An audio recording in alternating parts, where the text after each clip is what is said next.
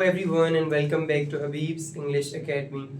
In our today's class we are going to learn English Grammar Course 5 Direct and Indirect Speech Lecture number 20 One None भी change नहीं होता, there is no change in it.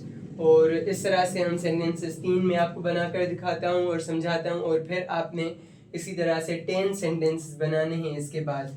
और एक additional tip है जो grammar में expertly देनी चाहिए, बार बार में मुझे कहना चाहिए کہ ریڈنگ زیادہ سے زیادہ کریں، کیونکہ آپ کتنے بھی گرامر کے رولز پڑھ لیں، اگر آپ ریڈنگ نہیں کریں گے تو آپ کو کنٹیکسچولی لینگویج سمجھ میں نہیں آنے والی.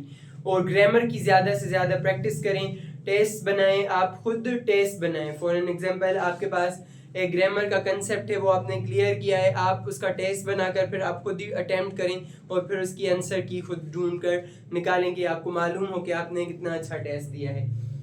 Number 1, dear sir said one in charge his compliance. پیارے سر نے کہا ایک انچارج کے پاس تابع داری مطابقت ہے کسی چیز کے ساتھ. Dear sir said that one in charge had compliance. پیارے سر نے کہا کہ ایک انچارج میں تابع داری تھی. Number 2, Australians said none had conscience.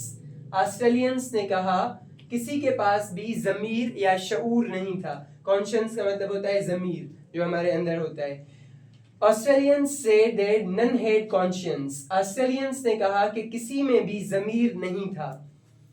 Netherland said none conundrum was easy. Netherland نے کہا کوئی بھی پیچیدہ مسئلہ یا الجھن آسان نہیں تھی. Netherland said that none conundrum had been easy. Netherland نے کہا کہ کوئی بھی پیچیدہ مسئلہ یا الجھن آسان نہیں تھی. I hope you liked it and یہ پڑھنے کے بعد آپ اپنے 10 sentences بنائیں تاکہ سمجھ میں آئے کہ آپ کو اچھے طریقے سے سمجھ میں آیا ہے. Thank you so much.